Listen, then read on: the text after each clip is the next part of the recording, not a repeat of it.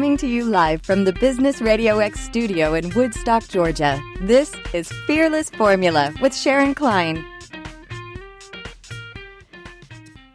And welcome to Fearless Formula on Business RadioX, where we talk about the ups and downs of the business world and offer words of wisdom for business success. I'm your host, Sharon Klein, and today in the studio, we have the founder and executive director of Broadleaf Writers Association.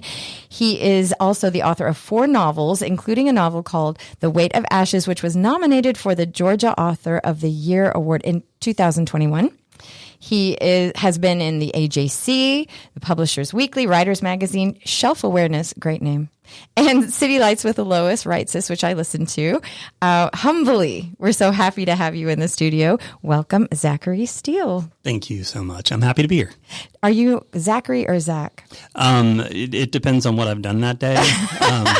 No, I go by Zach most of the time, but professionally I've stuck to Zachary. I think it makes my mom happy. So. Only when you're in trouble you get only when Zach. I'm in trouble. So maybe I'm in trouble all the time. I really don't know. Today you're Zach. How about that? So far. Yes. On most call centers, I'm Zachary. Oh, if that matters much. Interesting. Yes, so I don't know. Okay, that's like when Siri calls Bucky's Boosie's. I don't know if you've ever said. I've not heard that. Yeah, it's like, how do you get there? And it'll just say Boosie's on the left. You're like, what? I feel like I'm going somewhere that is not where I think I'm going. Well, I'm excited to have you here in the studio. You're obviously an author, published author, successful, and you also really champion other authors, which is so great, which is kind of what I'm excited to talk to you about because it's a bit of a passion project like what I do with Fearless Formula. So why don't we start with what Broadleaf Writers Association is about and how it got started for you? Well, I've been in the writing game for most of my life, and part of being a writer is going to conferences and getting involved in writing programs and things of that nature. And I found a few writing communities outside of the state that I really loved, and I loved the energy. I loved how much they inspired and assisted and supported one another, and I wanted that. And though we have pockets of some writing communities in Atlanta, I didn't have that kind of defined, supportive unit that I wanted so much. So I just started it. You know, I spent a year trying to figure out, okay, what is a nonprofit and how do you run one?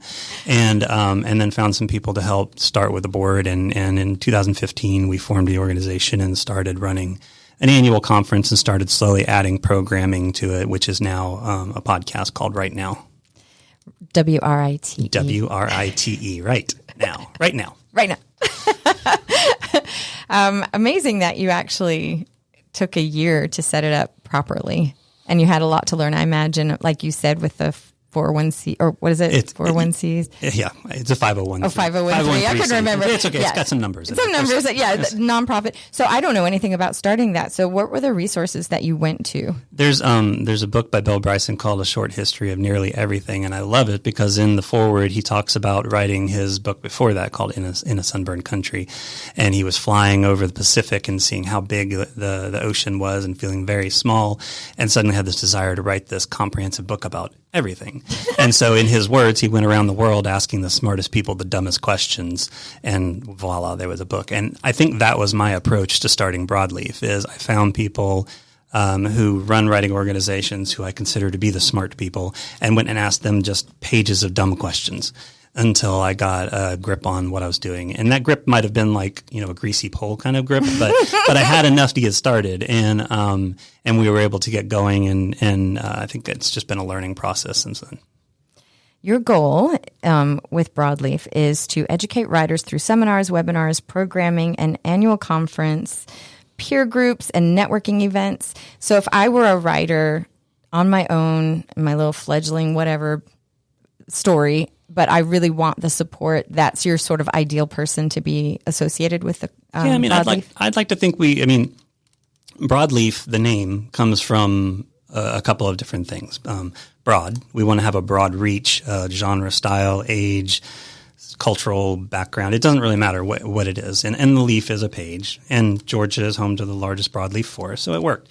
Oh. And I like to think that we take that approach in everything we do. We want to have a large level of diversity. And I don't just mean that as far as race or ethnic background or anything like that.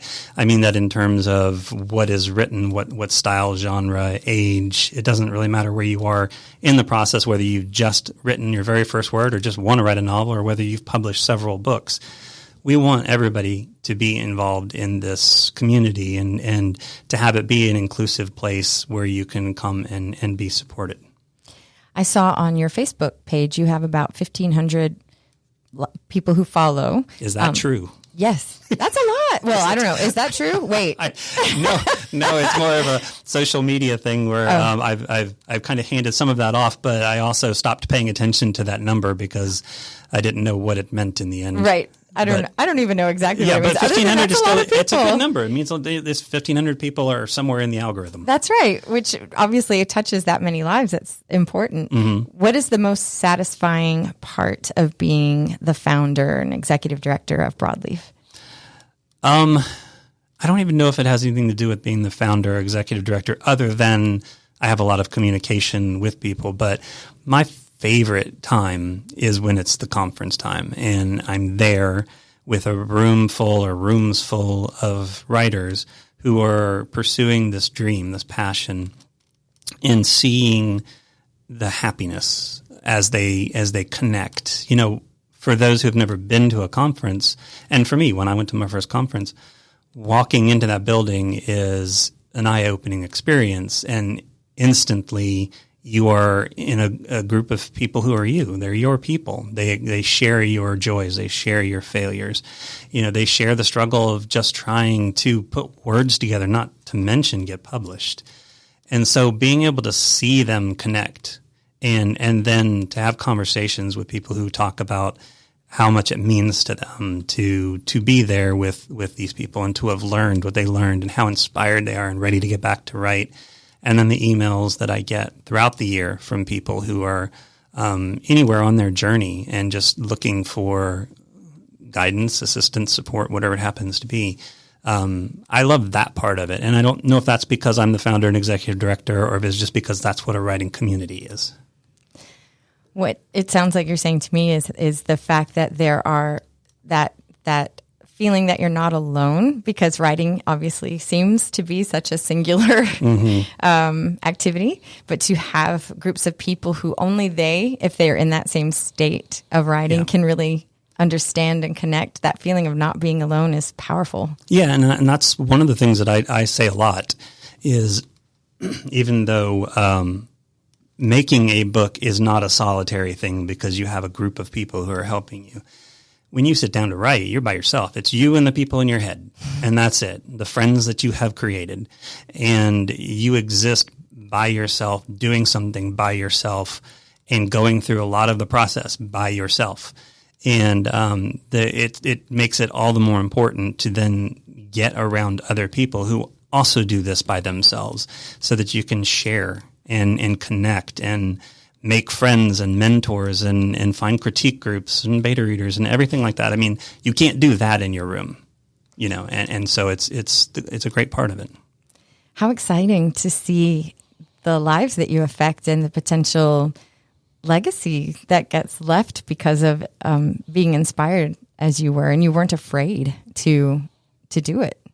I was terrified to do it. Okay. If you're talking to me. Yes, you felt the fear and you did it anyway. Exactly. I felt the fear and did it anyway. I did it because of the fear. I did it in spite of the fear, whatever it happens to be. But I feel like that's a lot of life is you know, it's okay to be afraid. That's why took me a long time to learn that. But yeah, I mean, I think my mom always put it this way. We are like the bumblebee. She has done a lot of this in her life too, just like, well, I don't have that. I'm going to just do it. We don't know we're not supposed to fly. You know, physically we're not supposed to be able to do this, but so we just do it. And I feel like that's kind of the approach that I took. And then somewhere along the way, I was kind of like, oh, wow, this is a lot. And I certainly never do it because I want to have a legacy or so that I can be recognized. Right. I do love that, you know, I just had an experience where I was at a Starbucks and somebody stopped random in the middle of nowhere, and somebody stopped and they knew me from Broadleaf and wanted to talk writing. And that was a cool thing, and that wouldn't have happened without it. And for me, it wasn't the recognition. It was being able to talk about writing with somebody that knows that I'm a safe person to talk writing about. And more so, I mean, I just want it to live on beyond me. I want it to be something that isn't about me, never was about me. It was about the writing community. And then now the writing community is doing the work. The board of directors that I have for Broadleaf, they're doing the work. And that makes me smile. That's another thing that makes me smile. And that is because of being in the position I'm in. But I think the same way about this show, because I don't like it to be about me. I actually want to ask you a lot of questions. What's it like to be you? What's it like to be in your world? It's exhausting. That's what it's like to be me.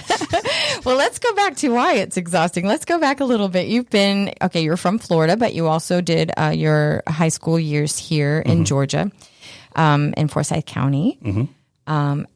During that time, when you're in your formative years, did you always know you wanted to be an author? Did you always have stories in your head? Yeah, I remember vividly, when I started writing, I was 12. And though I was probably a little young to be reading Edgar Allan Poe stories really? and loving them, I loved the short story. And I started writing a lot of short stories at that time. And just I loved the creative side of it. I loved being able to tap into what is a very busy mind even then, and to pull things from it and create stories from it. So I always knew that that's what I wanted to do. Like every writer, I've had many professions along the way, but nothing that drove me as much as the writing side of it. Hence Broadleaf, or I do freelance editing, I write. It's just like it's this all-encompassing thing that brings me joy, and it has since I was 12. What other avenues, like you were saying, you do editing, and so what other ways are you in the writing world? I mean, it's all connected. It is, right? It's huge, right? So I whether I'm having just conversations with people about their work and trying to be a sounding board and offering feedback, or doing the freelance work, or doing the Broadleaf side of it, or sitting down and writing my own stories, or going to conferences or festivals and having conversations about writing, about the publishing industry. I've done several talks at local colleges for students that are in the writing programs about the publishing industry or about writing. It's kind of incredible how much there is attached to just the love of writing that has become part of my life.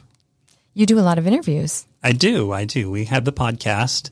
I've done writing programs, in person, virtual. We have the conference. I was in the bookstore world for a long time and did author programs. I love being on your side of things for the same reason. It's not about me. I just loved being able to get into why people are the way they are, why they do what they do. That must be an interesting aspect of character development as well, because I'm so interested in people, other people. Mm-hmm. It's not so much myself. let me just clarify. Yeah. But in having a love of human, mm-hmm. That must be partly informs your way of making characters too, because I'm so interested in why people do what they do, and with no judgment behind it, because everybody's got their own way to live, and that's great. Yeah, you like me seem to enjoy channeling your inner 5-year-old, and why? Yeah, why? You just keep asking because there's always an answer to it, and when you're talking about creating characters, I love the frailty and flaws of humanity as much as I love the good sides of it, the great sides of personality and stuff like that. And being able to take what is from me, a living person in my head, and build out what their history was, where they came from. And none of it ends up in the book. None of it ever sees light of day, but I understand them better. It's no different than sitting down as we did, and just saying hello and then getting to know one another. It's my favorite part of creating stories is being able to create characters. And I guess I do okay with it because I hear a lot from readers that talk about how the characters felt alive to them. Have you ever met a person that sort of embodied the basic archetypes of some of the characters that you've made? I think all of my characters have some element of many people that I've met. They're never based off of one person, right? But they're more about an amalgamation of the many people that I have met. Though I'm much better about it now, I was never a talkative person as a child or even as an early adult. I even still will sit quietly at a Starbucks or in a room and just watch people or listen, not in a creepy kind of way, but in an I don't really want to talk kind of way. So I'm just going to listen. And it's interesting how much you can learn about not just the person, but about the human being that they are, that we are. Have you had to, through Broadleaf, become more of an extrovert because of that, or is it just as you've gotten older? Because I'm equal parts. I'm equal parts introvert and extrovert. I'm both. I'm 50%. So I do this, but then I shut down for a little while. Yeah, I am entirely an introvert, and this will exhaust me to no end. Oh, no kidding. Yes, and I've said this so many times to people who have probably gotten tired of hearing this, but when I was a kid in school, if you were sitting next to me and you sneezed, I would blush because I knew everybody was about to turn around and look at me. Oh. I would not raise my hand in class because then I would have to actually use my voice. I was just quiet. I was shy. I was awkward. I was all the things that a person who stands in front of 200 or 300 people and gives a speech is not. And I think that person, that kid, would have been terrified to know that this is what we're going to be doing. And yet, as I've done it, as I've grown into it, I find that I love it. I love this. I mean, I do. It's not because I enjoy talking about myself. Unlike you, it's like I really don't want to talk about myself, but I do want to talk about Broadleaf, and I do want to talk about the characters I create and the stories that they live, as if I'm not really the one that wrote it. I just want to talk about them, you know. And I have found that I really thrive when I get that opportunity. I love it. And then I go quietly sit in a chair and try to recoup. Some of the other authors that I've had on the show have talked about how much their characters start off one way in their mind, but as the story has developed, they take on a life of their own. Mm-hmm. Have you found the same? Okay, so here's another great advantage of being a writer going to a writer's conference. This is a room full of people that are guaranteed to not look at you strange when you talk about characters like they're real people. Yeah. And so when I say things like, well, I thought the story was going this way, but my character just refused to go, and so we ended up going this way. Or when I say I got stuck, so I stopped, and I did a stream of consciousness interview with one of these characters, and she said something I'd never thought of before. The word never came to mind before, and it ended up being the answer. And so to answer your question, yes, because and it's part of a fantasy series that I'm working on, is I very much believe that as writers we're creating real worlds somewhere with real people in them, and that doesn't have to be true for me to love that and to live by it. So the story and the characters will always guide where it's supposed to end, even if I think I know where it's supposed to go. I've written songs before where I have the melody already, and then I'm writing the song, and I think I know what the theme of the song is, and it becomes something completely different, and it's almost like, why? Mm-hmm. You know, who's in charge here? Yeah. It's a very interesting experience. Yeah, you know, the Weight of Ashes is largely, it's a book about grief, and I didn't realize until about halfway through it, and actually had to stop for about 2 or 3 months, but I didn't realize that I was processing grief from my childhood and having a best friend that committed suicide, and I just had never addressed it. And I started writing this book, and this all started pouring out, and I was like, oh my gosh, I didn't even know I was carrying this with me. What that must feel like. Yeah, and so it's very interesting to then begin to dive into where stories come from and how we get the themes and the emotion into them, like what are we drawing from? So your book, Weight of Ashes, was nominated for the Georgia Author of the Year in 2021. How did that happen? Interestingly enough, that particular award used to be an open submission for writers, but then switched to publishers have to submit. And so my publisher submitted The Weight of Ashes for consideration, and it made it to the final 10. Wow. In literary fiction in that particular category. And I don't know where it ended up in the voting. It wasn't number one, that I know. How did that feel? You know, just to be recognized, it felt fantastic. Much like every writer, I still struggle with imposter syndrome. There's still those moments where I feel like, I don't know if I'm supposed to do this, or, if I'm any good at this. I feel like I'm good at it. But having that level of validation always makes a difference. With my new book coming out, Perfectly Normal, I have this list of authors that are like really big names, that have given me these fantastic blurbs and sent me messages otherwise talking about how much they love this book. And I think that felt better than having, the validation of being part of an award process. Aww. Do you feel like authors in general have to have, or excuse me, maybe have a natural disposition of appreciating the human experience and loving the human experience? In other words, connecting two different characters and making them, so many themes unite us, and are pervasive across the board of being a human. Do you believe that to be true? The thing that I believe most about writing, and it may not be universally true with every writer, but the thing that I believe the most about writing is that it forces us to have a sense of empathy that we maybe didn't have before.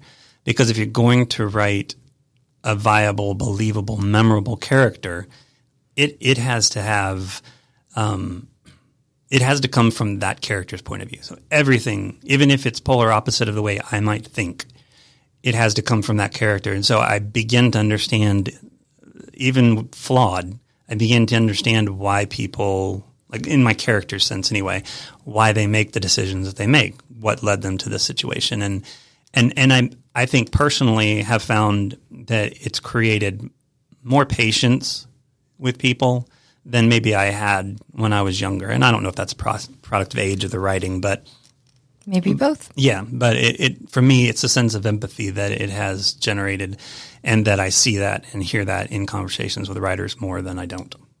Interesting, because I was thinking you sort of have a natural predisposition to have empathy, and that's why you write, but you're actually saying the opposite. It may be that it existed before, and like I said, I don't know if age has something to do with it. Maybe I just don't have that knee-jerk reaction that I might have when I thought everything meant the world was ending. It's like more fully realized empathy, maybe. But I definitely, in the last two books that I've written, and in the one that I'm working on now, I definitely feel like it has opened me up to people more than I was before. It's really beautiful. Oh, well, good. I'll write it down so I remember to say it again. Do you have characters that you miss? Yeah, and the fun part is what I'm doing right now is this third book that I'm working on with the publisher I'm with now, The Story Plant. All of them take place in a fictional Georgia town called Hogan, which is loosely based on my life in Georgia, but also my life in Florida, so it's a little bit of both. And though I don't have continuous stories with the same characters over and over, every story loops back with somebody else, or there's some throwaway line about a character, or there's something where you get a little bit more about what happened to the characters before. And it's allowed me to not necessarily have to let go of characters. It's not. I think there are some where I'm fine. This one coming up, Perfectly Normal, my main character's name is Nate, and I think I'm fine if that's the last story I tell with him. I love him dearly, and he's one of my favorite characters. But I don't feel like I could miss him because he's just always present. They don't leave my head. Mm-hmm. They just don't end up on the page again. Do you feel like, I'm trying to imagine if I were writing a character that I didn't really love. Do you feel like you could embody those characters if you wanted to because they're so real to you in your mind? You're talking about the bad characters? Yeah. I've met some truly horrible people in my life. And I think putting those kind of people on the page it makes it easy for me as the writer to dislike them. I'll never go as far as hate because I feel like if I hate a character, I'm not going to want to write them. Truth. And I think that's where kind of digging in a little bit as to why is this character this way and is there a path to redemption or are they hopeless kind of thing. But I feel like the horrible people in my life help define the bad people in my books. Well, living any place, anytime, you've got some dark people that come in and out of your life. It's a sad state of the world. Yes, it is. Yes. What do you think people generally don't know about what it's like to be a writer? The average person who isn't a writer, what do you think they would really appreciate knowing? That it's harder than living itself. I feel like I can do life a lot easier sometimes than I can accept the challenge of actually creating a story. Not to say that it's so challenging that I can't do it, obviously, but it is a hard process. And you don't just create a story and then, if you have a publisher, if you're fortunate enough to, and then it's in a book. Even as somebody who has published work, I create a book and I might have my editor come back and say, no, this doesn't work. Wow. Or you need to go rewrite this part of it, or we need more on this part of it, or this character doesn't make sense right now. And so you have to go back through and if you're a reader and you've gone to author talks before and you've countlessly, I'm sure, heard an author say, I'm just tired of reading my book. And it's true because you write it and then you go edit it who knows how many times and you have to read it through every single time. Then if you're fortunate enough to get an agent or an editor to get it published, you have to go through 3 levels of edits with the publisher. The first is a story. The second is, going through the characters and all that kind of stuff. And then the last one is the dreaded grammar and punctuation, which sorry to say I am not a great person at it. But you read it so many times that, it's one of those things you're just ready to move on. So it's not just you sit down and create it and then it's a book. There's so much involved, and that doesn't even speak to everything that's involved in between that. So if I were an author who didn't have a publisher, if I was a self-published person, can you tell me the positives and negatives? I get the financial aspect of being a published author and having the backing. I understand that part. But I'm imagining me feeling like I've written a really good book and I'm happy to publish it on my own. And then it's an editor telling me all the things I need to change. I would be so mad. Yeah, and I would be hurt probably. And that's they talk about thick skin and all that, but you have to get used to it. You have to get used to the feedback. And one of my go-tos is always you have to get past the hurt and hear the words. Because nobody wants to write something and then have somebody tell you, no, there's something in there that doesn't work. Because in your head, you're like, no, it's great, right? No, I love this. And so, and it doesn't really matter how many times you've been published, you still have those moments where an editor or an agent comes back with like, this doesn't work.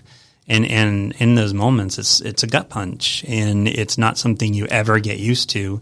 You just have to learn to take some time to process it and to see that, their ambition is the same as yours, to create the best book possible.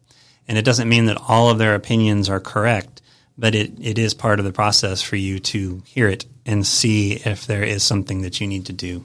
What an ego check that would be for me. Oh. It's difficult for people who can't check their ego. I will tell you that. You have to develop the skill of being able to put yourself aside because it's a part of your soul. It is. So it's so precious. Yeah, exactly. I mean, it is. I equate it to losing somebody in your life. Taking something out of you and putting it out into the world. It's obviously a very different thing, but it is part of you that no longer exists anymore. In that working state, it is something that is beyond you.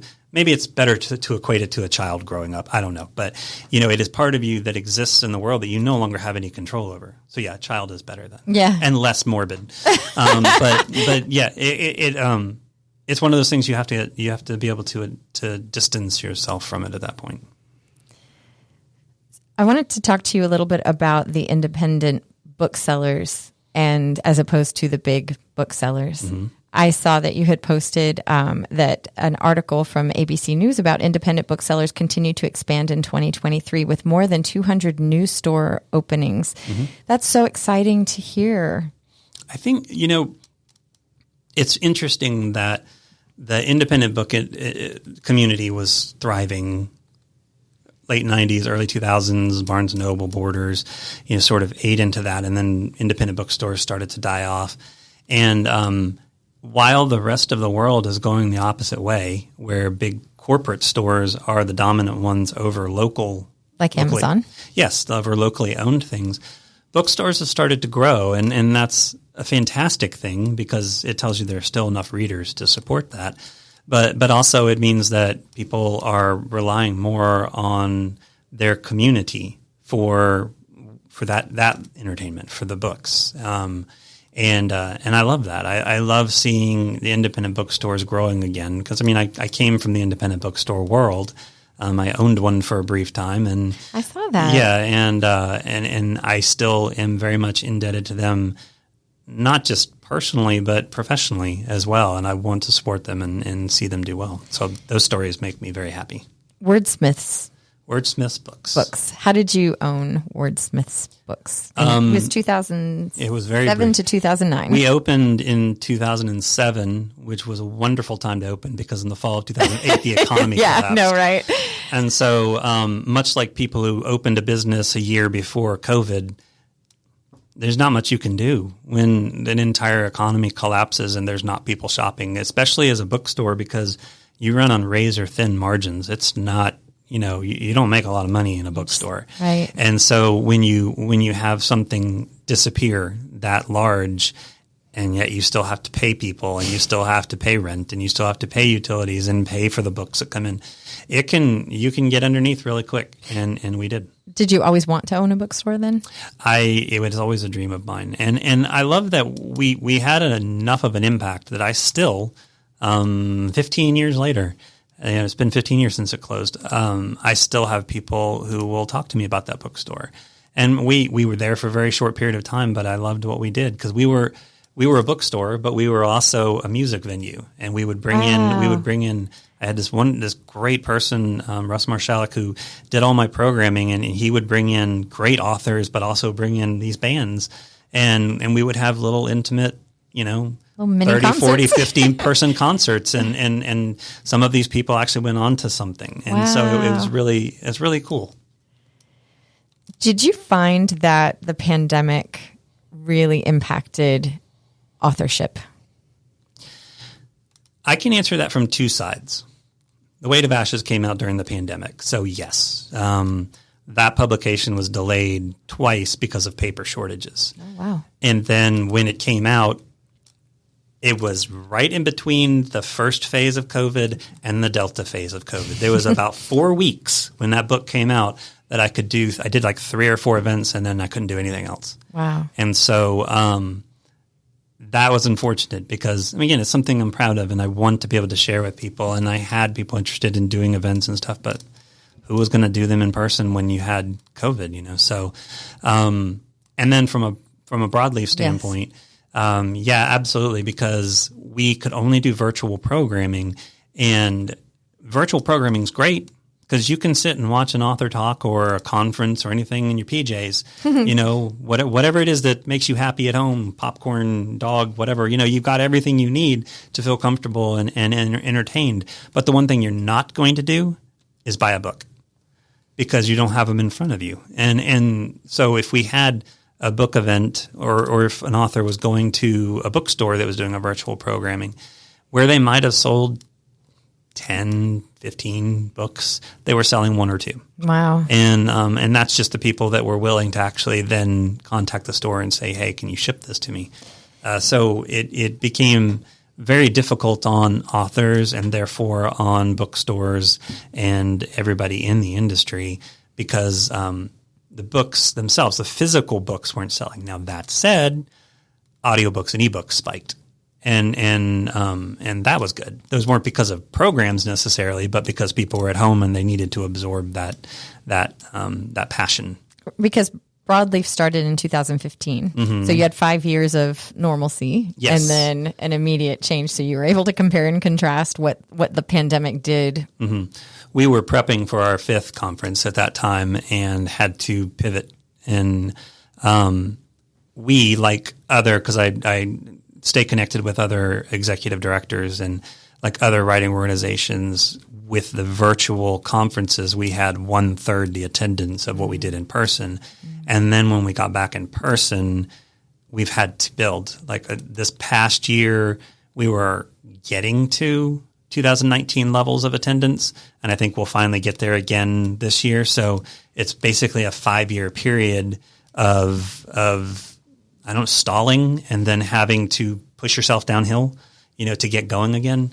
And so we're still, and bookstores are no different with program. We're still feeling the impact of it. What does that say about physical presence? It says a lot, I mean, it says, one, that there is a very large portion of people who are very, very happy not leaving their home, especially think about like the Atlanta area. I mean, 10 miles away may as well be 2 days. You're not going to go halfway across town for something when you can just sit at home and enjoy it. And that speaks to our culture of the way we absorb things now. But also, seeing the attendance start to grow again. And I think, we'll get back to our levels and exceed it, that there's still that hunger to have that personal connection, that personal contact. And I think that will never go away, even if, like with our conference, we're now doing the hybrid approach. The virtual side will still continue to grow while the in-person part is getting back to levels and then growing above it. Will you tell me a little bit about the Story Plant? I see that that's your publishing company, correct? That is. Yeah. I read a little bit about it. It was founded in 2008, and it's been dedicated to publishing quality fiction and developing authors. How did you get associated with them? Broadleaf, actually. Interesting. Yeah, because through connections, I'm always looking for publisher representatives, editors, agents, to bring into the conference. And through a mutual friend, I was connected with Lou Aronica, who is the main dude at the Story Plant. And honestly, as a man who knows more about storytelling than anybody I've ever met, and has a tremendous history in the publishing industry dating back into the 80s, and being personally responsible for starting a line of books that have to do with Star Wars novelizations when that didn't exist. Amazing. And so, I have complete trust and faith in him. And when he said he was interested in The Weight of Ashes,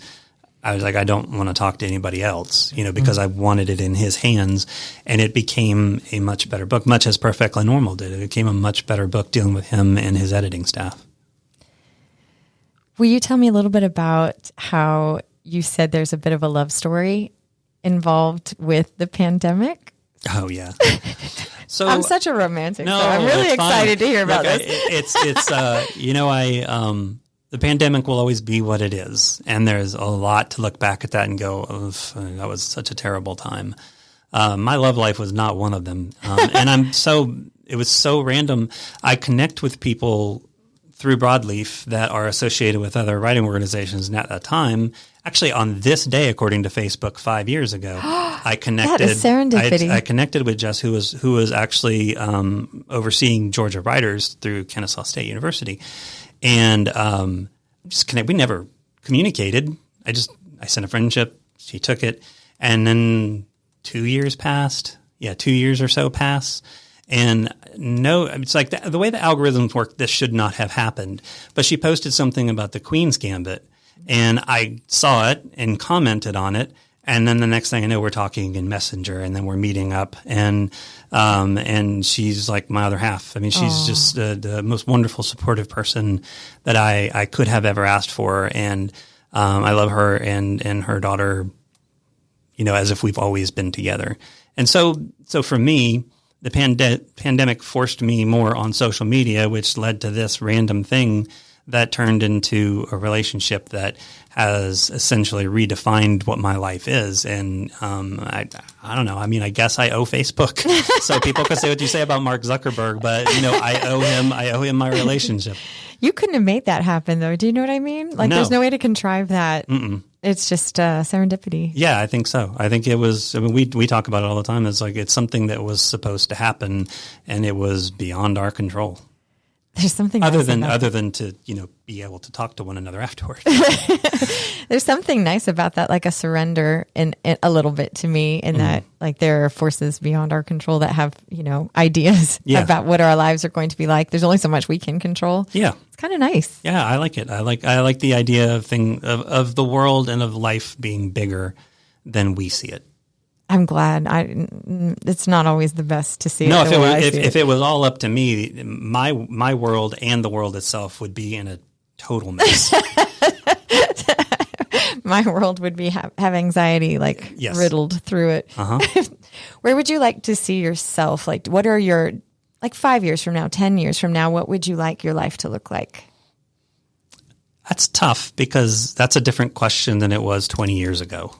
Interesting. And, because I was thinking more about the professional side of my life. And though I am not where I want to be, success as an author, it's a personal definition. I could say I'm successful in that I'm working on my third book with the same publisher, and, that's success. It doesn't matter what the numbers are. Where I would like to be is in 5 to 10 years, I would like to personally be able to sustain me and my family on my writing world, whether that's just the writing or writing and editing, whatever it happens to be. I would like that to be. I've been kind of like a hoarder of things. I will carry a bunch at one time and stay very busy. But I would like to simplify at this point and just focus entirely upon the thing that brings me the most joy professionally, obviously personally as well. Do you ever want your books to become a movie? Because in my mind, I'm picturing the story that I would write is like a movie in my mind, right? Yeah, I mean, we consume visually most of it. You have podcasts, you have radio programs, things like this that are very auditory, but everything else is visual. Reels, TikTok, YouTube, everything that we consume is visual. And so when I write, I try to write visually. And so there's a cinematic sense to the approach that I take. And I would love, if they were handled correctly, I would like to say that is a qualifier. I would love to see them as films or a series or whatever it happens to be that allows the story to get out there. So yes, absolutely. It's so exciting because the fact that you already write cinematically, it's like a step ahead, where it wouldn't be that difficult to then. And I go back to Lou Aronica as well, because he very much preaches detail and sensory detail. And when you start to put a lot of sensory detail into a story, you start to evoke a visual, you start to evoke the sense of being in that place while it's happening. And I've very much taken that and run with it. And so there's not a lot of rambling narrative in my work. There's a lot of dialogue, there's a lot of action, there's a lot of movement, and not short chapters, but short enough that, you see the quick scene and then we move on kind of thing, or carrying you to the next one. So, I like writing that way. Usually I look this up before the show, but I didn't this time. Shame on you. I don't even know what we're talking about. Shame on you. Audiobook wise, do you have an audiobook for your books? For Perfectly Normal, I do. And that was the first one. And it was such a surreal experience I was able to listen to the final 4 candidates do a sample chapter. They all did the same chapter and hearing 4 different interpretations of the same one. And I sat there with Jess and we listened to him and listened to him and listened to him. And we finally chose Tyler Pirung, who did, as Pirrung, who did the narration or did the audiobook for Perfectly Normal, and did a fantastic job. But being able to listen to something, it's like I talk about not wanting to read my book again, but dang it, I listened to that thing. I downloaded it from Audible and I was like, this is great. So it's a really surreal experience, and I hope all of my books get that going forward. I imagine when you're hearing another voice, not your own, in your head, read your words. Mm-hmm. It's like hearing it for the first time. I know I've done some books for some authors for their very first time hearing their story come from someone else's voice. Yeah. How interesting that is, and how legitimate it sounds as well. Like this is a real story, right? You know? And I see, and as somebody who does this, and has done this, before, you get you get feedback. Obviously, the author gives you information about the characters and everything, but you still get to interpret it in some sense your way. And when Tyler did Perfectly Normal, there was one character in there that he interpreted in a way I had never envisioned. Wow! Just completely, like he turned this character who's like this YouTube, wannabe viral person, a very high energy sort of thing, and he turned him into lack of better phrasing, a New York Jew. And I listened to it, and at first I was like, "What is that?" And then I started listening to it more, and I was like, "No, that's right. That's what he is." And it was great because he's a secondary character that appears in a few scenes, so it wasn't central to my story, and I'd never really given it much thought. But being able to hear somebody interpret a character, and then the other characters as well, but this character in particular, in a way that I had never imagined it, and will never be able to unimagine it now, it was really fun. I enjoyed it. People ask me when I'm reading a book, doing the audio book narration, if I'm like really absorbing the story as I'm reading it. And it's interesting. I don't know if everybody does this because I don't talk to anybody else that does these books. I probably should.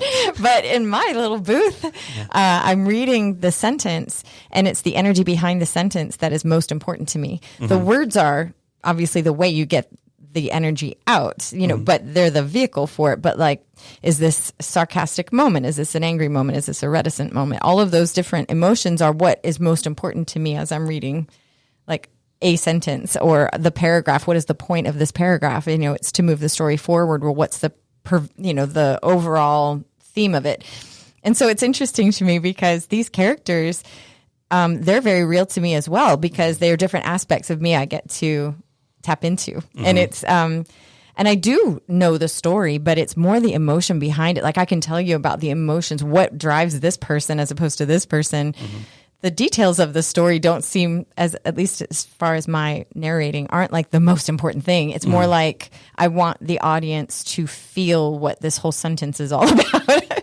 And And I think that's a vital part of that particular job. And I think it's no different than looking at it from a movie standpoint or a television show, whatever series, is that, the actors portraying them. I don't know why I said actors. But as I turn into David Cross from Arrested Development. Anyway, the actors are putting that emotion into the characters, and they're drawing everything out of who that character is for that moment. And I appreciate that you say that, because that's such a vital component to that art. Well, my goal always is for the author to feel like I've reflected what they wanted. Like, again, it's sacred work in my mind, because this is a part of your mind and your soul and your energy and time. And I know that, of course, the audience is who you're ultimately wanting to please. But my goal is, are you happy? Is this what you imagined? Do you want anything different? Because I'll do it. I'm just such a pleaser regarding that. But it works for this So what you're saying is you turn into a party host. That's what you turn into. Basically. Is everybody happy? Are you good? Do you like that? Because I can do it differently. I can do it better. I always feel like I can do it. I'm not stressed. No. You're not an anxious person at all. I don't relate. Well, Zachary Steele, I can't thank you enough for coming to the studio and sharing what it's like to be on your side in your world. And I admire so much that you have such a love of writing, that it's not about the popularity of yourself or the money. It's more about encouraging other people to appreciate writing as much as you do. And that's such a beautiful mission. And like, I know that you're like, it's not about you, but it's so exciting to imagine where all of this will end. Someone's life can be so impacted by a book that was encouraged to be written because you said a couple words that you would have never known. It's one of those things where it lands where it's supposed to, but it's so exciting to imagine where it lands. Because you have such good intentions behind it. Yeah. I try. I don't know what else to say. Talking about me again. I don't know. No, but I enjoyed this. This has been a fantastic conversation, and I'm glad to have had the opportunity. And anytime I can talk about Broadleaf and talk about myself a little bit, throw yourself in there a little, just a little bit, then it's a joy. And so and if we can do anything, and I will always say if we as an organization can do anything to help people find their way on their dreams, and even if that writing and that education that they gain helps them personally or professionally otherwise, then we've done a good thing. And based on what we hear, I feel like we're on our way. Well, if anyone wanted to get in touch with you, what would be the best way? Go out of your door and just scream my name. I'll come running. I'm always listening. I got Superman hearing. No, broadleafwriters.com is where you're going to find Broadleaf. I'm easy to find. There's contact points on there. ZacharySteele.com is where you can find information about me. Again, there's contact points on there.